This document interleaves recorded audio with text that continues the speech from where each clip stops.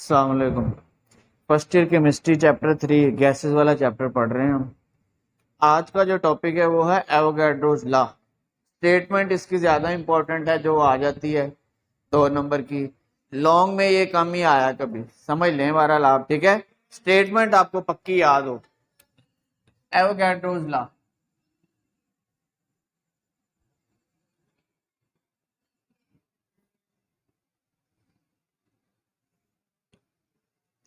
इस लॉ की स्टेटमेंट क्या है? According to this law, equal volumes of all the ideal gases या all the gases at same temperature and pressure contain equal number of molecules। मतलब एक से ज्यादा गैसेज हैं, लिख देता हूं मैं, equal volumes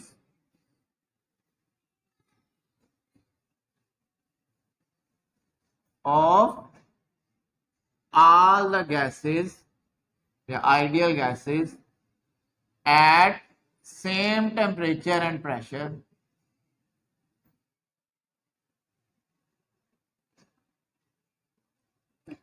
contains equal number of molecules। मतलब equal volume of all the gases. हमारे पास एक से ज्यादा गैसेस हैं, मिसाल के तौर पे ये हाइड्रोजन गैस है, ठीक है, हीलियम गैस है, नाइट्रोजन गैस है, ऑक्सीजन गैस है, कार्बन मोनोऑक्साइड है, कार्बन डाइऑक्साइड है, मुख्तलिफ गैसेज हैं। अगर इन सब का वॉल्यूम सेम रखें, जैसे ये है ना, इक्वल वॉल्यूम, सबका वॉल्यूम सेम रखें। फर्ज करें हम इन सब का वॉल्यूम रखते हैं 22.414 डेसीमीटर, यानी कि इसका भी इतना ही वॉल्यूम है, इसका भी इतना ही वॉल्यूम है, इसका भी इतना ही है, इसका भी इतना ही है, इसका भी और इसका भी। ऑल द गैसेज, ये गैसेज होंगे जितने भी हमने लिए, at same temperature and pressure, इन सब का आपने टेम्परेचर और प्रेशर सेम रखना। टेम्परेचर एंड प्रेशर ये आपने सेम रखना। अब टेम्परेचर आपको पता, हम एसटीपी कंडीशन रख लेते हैं, पता ना एसटीपी टेम्परेचर क्या था, 273.16 केल्विन और प्रेशर 180, यही थी ना स्टैंडर्ड टेम्परेचर। इन सब का टेम्परेचर ये रख लें, प्रेशर ये रख लें, तो सबका टेम्परेचर प्रेशर सेम हो जाएगा और वॉल्यूम भी सेम कर दें। तो इन सब गैसेस के जो नंबर ऑफ मॉलिक्यूल्स है ना, कंटेन्स इक्वल, तो इनमें नंबर ऑफ मॉलिक्यूल्स भी बराबर होंगे। समझ आई? हालांकि इनके मासेस डिफरेंट हैं, लेकिन अगर आपने कंडीशन सेम रखी, टेम्परेचर और प्रेशर, और इनका वॉल्यूम सेम रखा, तो इनके नंबर ऑफ मॉलिक्यूल, जो मॉलिक्यूल की तादाद है वो भी सेम ही रहेगी। ये है एवोगैड्रो लॉ। आगे स्टेटमेंट समझ। According to this law, equal volumes of all the ideal gases or all the gases at same temperature and pressure contains equal number of molecules। अब ये वाली जो स्टेटमेंट है ना, एक्सप्लेनेशन में बताएंगे, is indirectly the same as we have used in calculating general gas equation। General gas equation की value, उसमें हमने R की वैल्यू कैलकुलेट की थी, याद है? उसमें हमने बताएंगे टेम्परेचर क्या रखा था, आर की वैल्यू कैलकुलेट करने में हमने टेम्परेचर क्या रखा था, 273.16 ये रखा था ना केल्विन, और प्रेशर क्या रखा था, 180 एम। ये दोनों क्या है, एसटीपी कंडीशंस, स्टैंडर्ड टेम्परेचर, ठीक है। अब इस पर हमने कैलकुलेट, और वॉल्यूम क्या रखा था, 1 मोल गैस ली थी, 1 मोल था गैस का, और वॉल्यूम कितना था, 22.414 डेसीमीटर क्यूब, ठीक है। अब आप देखेंगे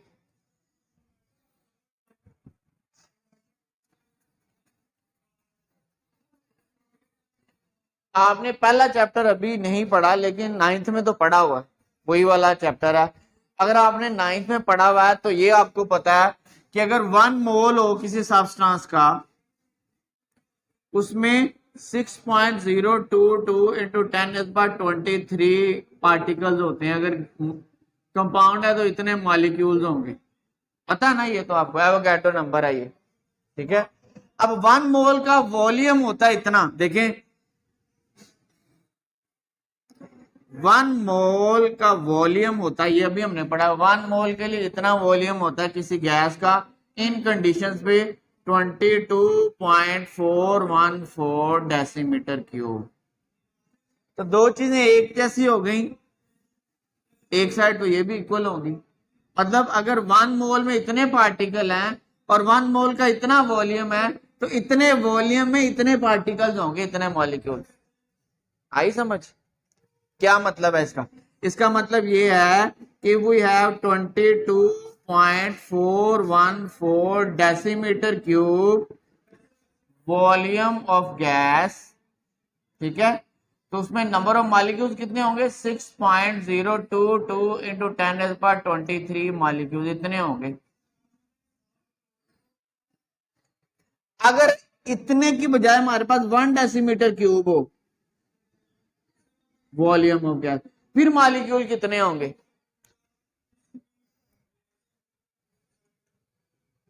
देखें, ये थोड़ी सी कैलकुलेशन है, आपको तो ऐसे पता नहीं चलेगा, ये चीजें ज़हन में रखिएगा। मैं ये स्टेटमेंट भी इसकी रेज करने लगा। एक छोटी सी बात कि अगर आपको पता है कि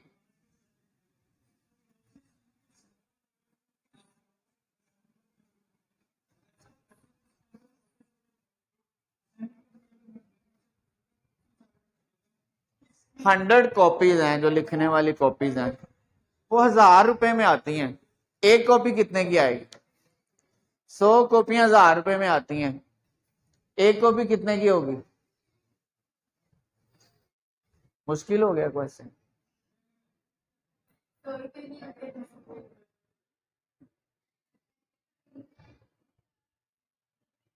1000 और 100 में कितना फर्क है? एक जीरो का 10 का फर्क है। इसको 10 से मल्टीप्लाई करते हैं तो ये आ जाता है, यही आपको नहीं पता, मैं क्या करूं। चलिए आसान कर दे, टॉपिक लेंथी हो जाएगा। देखें 5 कॉपीज 100 रुपीज की हैं। अब आप आसानी से बता देंगे मुझे एक कॉपी कितने की होगी? 20 की। 5 कॉपी 100 रुपए की हैं, एक कॉपी कितने की होगी? 20 की। तो 1 कॉपी होगी 20 रुपीज की। अब आप मुझे बताएंगे कि 100 और 5 में आपने कौन सा प्रोसेस किया है कि 20 आंसर आया 1 के लिए, डिवाइड किया है। 1 करने के लिए इसको इस पे डिवाइड करते हैं, क्या करते हैं? इतने वॉल्यूम के लिए इतने मॉलिक्यूल, इतने डेसीमीटर क्यूब के लिए इतने मॉलिक्यूल, यानी कि इतनी कॉपीज इतने रुपए। 1 कॉपी 20 के लिए हमने इसको इस पे डिवाइड कर दिया, आंसर आया। तो 1 डीएम क्यूब में मॉलिक्यूल्स कितने होंगे? क्या करेंगे? डिवाइड, इसको ऊपर रखेंगे, इससे डिवाइड कर देंगे। तो 1 डेसीमीटर क्यूब में मॉलिक्यूल हमारे पास कितने आएंगे? 6.022 इंटू 10⁻23। इसको आप इस पे डिवाइड कर देंगे 22.414 और ये आंसर आएगा 2.68 इंटू 10⁻22 मॉलिक्यूल। देखें इधर, ये 22.4 इतने लीटर्स हैं, इतना बड़ा वॉल्यूम है ये, और ये 1 डेसीमीटर में 1 लीटर है, 1 लीटर में फिर कम आएंगे। देखें ना, ये देखें, ये आपके पास एक वेसल है इस तरह का,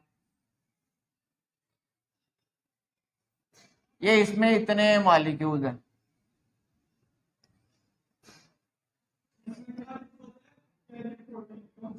फर्स्ट करें इसका जो वॉल्यूम है ना वो 100 है, तो 100 के अंदर देखें इतने सारे मॉलिक्यूल्स आ रहे हैं।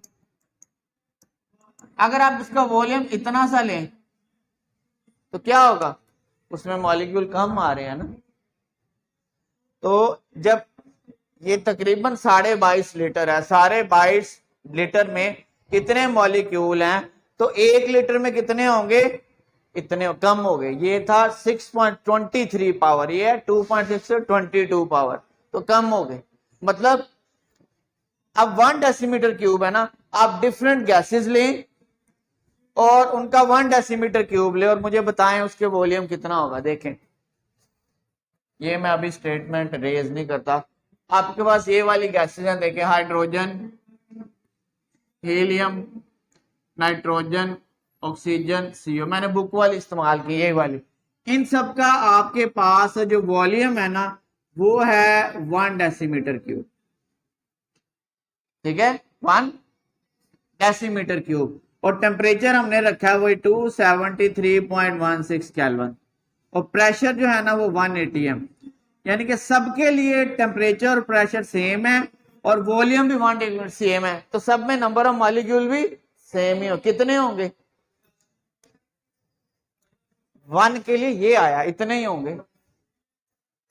अगर आप देखें इस पर इक्वली, ये वाला जो है 22 पॉइंट, इसका हमने वॉल्यूम चेंज किया है इक्वली, इक्वली मीन सबका वॉल्यूम हमने 1 कर दिया, बराबर चेंज कर दिया, और सब पे टेम्परेचर भी और प्रेशर भी अगर इक्वली चेंज कर दें तो आपके पास सब में नंबर ऑफ मॉलिक्यूल्स इतने ही होंगे। लेकिन एक फर्क रहेगा, वो क्या, वो आपने ज़हन में रखना है कि ये जो ऑक्सीजन है ना और ये हाइड्रोजन, हाइड्रोजन का मास होता है 1, मैंने कल बताया था, इसको 2 से मल्टीप्लाई करें तो एग्जैक्ट आपने 9th में पढ़ा हुआ 1.008 पढ़ा हुआ ना, इसको 2 से मल्टीप्लाई करें तो ये आएगा आपके पास 2.1016 ग्राम हाइड्रोजन के लिए। ये मैं जरा रेस कर दूं, खिचड़ी सी बन गई।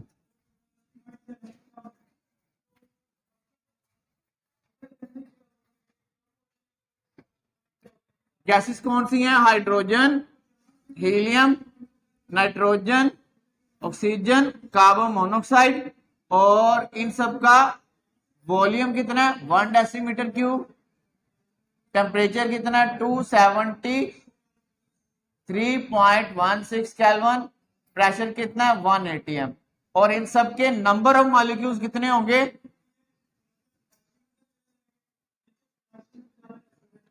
2.68 इंटू 10⁻²2। ये कहां से आए, एवोगैड्रो नंबर को 22.414 पर डिवाइड करने से, ठीक है। अब देखें, इसमें से हम हाइड्रोजन ले लेते हैं, हाइड्रोजन का एक का मास होता है 1.008, 2 से मल्टीप्लाई करें तो ये हो जाएगा 2.016 ग्राम। ऑक्सीजन का एक का होता है 16, इसको 2 से मल्टीप्लाई करें तो ये आ जाएगा आपका 32 ग्राम। अब इसको ऊपर रखें ऑक्सीजन को और हाइड्रोजन को आप नीचे रखें और रेशियो चेक करें, ये 16 आएगा, ये 1 आएगा। तो ऑक्सीजन जो है ना हाइड्रोजन से 16 टाइम हैवियर है, क्या है 16 टाइम हैवियर है, यानी कि ऑक्सीजन का मास 16 गुना हाइड्रोजन से ज्यादा है। अब ये मास कितना, ये असल में फर्स्ट चैप्टर का क्वेश्चन है जो आपने ना कैलकुलेशन अभी नहीं पढ़ी, ये एक क्वेश्चन आता है, बहरहाल मैं फिर भी समझाने की कोशिश करता हूं आपको। देखें, ये हाइड्रोजन के 1 मोल का मास है, 1 मोल 2.016 ग्राम। इसका वॉल्यूम कितना होगा, अभी मैंने बताया था 1 मोल हो तो वॉल्यूम इतना ही होगा 22.414 डेसीमीटर क्यूब। 1 मोल ऑफ, अगर हम ऑक्सीजन लें तो ऑक्सीजन का कितना है 32 ग्राम, और वॉल्यूम कितना होगा इतना ही 22.414 डेसीमीटर क्यूब, ठीक है। अब देखें 22.414 डेसीमीटर क्यूब ऑफ हाइड्रोजन और मास है 2.016 ग्राम। अगर हम इसको 1 डेसीमीटर क्यूब करें तो हाइड्रोजन का मास कितना आएगा, अभी मैंने बताया 1 करने के लिए क्या करते हैं, इसको इस पर डिवाइड करेंगे 2.016, इसको आप 22.414 पे डिवाइड करें तो आएगा 0.0899 ग्राम, मास का यूनिट होता है ग्राम ये। यानी कि हाइड्रोजन के 1 डीएम क्यूब का मास ये आ रहा आपके पास, और इसी तरह ऑक्सीजन का कितना आएगा देखें, 22.414 डेसीमीटर क्यूब वॉल्यूम, और मास कितना ऑक्सीजन का 32। 1 डेसीमीटर क्यूब का कितना आएगा 32, तो इस पर डिवाइड कर दें 22.414, तो ये आएगा 1.4384 ग्राम। इसको ऊपर रखें, इसको नीचे रखें आप, अगर ऑक्सीजन का ऊपर हाइड्रोजन का नीचे, तो ये आंसर आएगा 16 और नीचे 1। इसका मतलब है oxygen is 16 times heavier in mass than hydrogen. इधर भी आपने यही निकाला, 32 को ऊपर रख लें और इसको नीचे, फिर भी 16 आता है। देखिए ऑक्सीजन 62 टाइम्स हैवियर है, लेकिन वॉल्यूम, नंबर ऑफ मॉलिक्यूल दोनों के लिए सेम आ रहे हैं। कितने थे अभी आपने निकाले थे 1 डीएम क्यूब के लिए, 2.68 इंटू 10⁻²2। मतलब क्या है, मतलब क्या है कि वॉल्यूम मास जितना मर्जी हो, अगर आपने वॉल्यूम इक्वल लिया है और कंडीशन प्रेशर और टेम्परेचर सेम रखा है, तो नंबर ऑफ मॉलिक्यूल सेम होंगे। ठीक है, मास से कोई फर्क नहीं पड़ता, क्योंकि मास वॉल्यूम को इफेक्ट नहीं करता। क्यों? क्योंकि गैस के मॉलिक्यूल एक दूसरे से बहुत दूर दूर सेपरेट होते हैं। मिसाल के तौर पे देखिए, हमारे पास ये रूम है, इसमें आप हाइड्रोजन के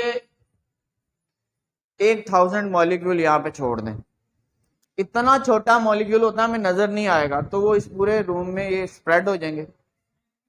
उसकी जगह पे आप ऑक्सीजन के 1000 मॉलिक्यूल छोड़ दें, थोड़े से उससे बड़े होंगे, लेकिन ये पूरी स्पेस कवर कर लेंगे। आई समझ? क्योंकि मॉलिक्यूल वैसे तो बहुत छोटे हैं, स्पेस बहुत ज्यादा उनके लिए, 22.414। ठीक है, और ये भी है कि रूम टेम्परेचर पर एक मॉलिक्यूल का स्टैंडर्ड कंडीशन पर, रूम टेम्परेचर पर, स्टैंडर्ड कंडीशन नहीं, रूम टेम्परेचर 25 डिग्री सेंटीग्रेड होता है, एक मॉलिक्यूल दूसरे मॉलिक्यूल से अपने डायामीटर के 300 टाइम्स से ज्यादा दूर होता है। ये देखें, ये एक मॉलिक्यूल है, इतना फर्ज करें, इसका डायामीटर कितना होगा, यहां से लेके यहां तक, यही होता है ना डायामीटर। अब इतना एक डायामीटर, फिर ये दूसरा, फिर ये तीसरा, चौथा, पांचवा, छठा, सातवां, आठवां, तीसरा, 300 डायामीटर्स कर दें, तो एक मॉलिक्यूल दूसरे मॉलिक्यूल से इतना दूर होता है एक्चुअली। तो इतना सा थोड़ा सा बड़ा भी हो जाएगा तो फिर क्या फर्क पड़ता है, इतनी दरमियान में स्पेस है तो उसमें आ जाएंगे। ठीक है, तो मास थोड़ा सा कम ज्यादा होने से कोई फर्क नहीं पड़ता, नंबर ऑफ मॉलिक्यूल्स उतने ही रहते हैं अगर आपने वॉल्यूम सेम रखा है, टेम्परेचर सेम रखा है और प्रेशर सेम रखा है। ये जरा टॉपिक थोड़ा सा समझने में जरा कैलकुलेशन वाला, जो इसमें पेपर में आता है वो एक ही चीज आती है, वो क्या है, स्टेटमेंट। वो बड़ी सिंपल है, क्या है, equal volumes of all the gases at same temperature and pressure contain equal number of molecules. Pressure same रखें, टेम्परेचर सेम रखें और वॉल्यूम सेम रखें, तो नंबर ऑफ मॉलिक्यूल भी सेम आएंगे। ठीक है, तो ये कैलकुलेशन बुक में इतनी ज्यादा नहीं दी हुई, मैंने आपको समझाने के लिए काफी ज्यादा कर दी है, और चैनल पे वीडियो तो अवेलेबल होगी, जब भी आप देखना चाहें तो आपको मिल जाएगी। कोई क्वेश्चन इसमें से नहीं आ गया समझ, पढ़ोगे फिर पता चलेगा, वर्डिंग जरा मुश्किल है।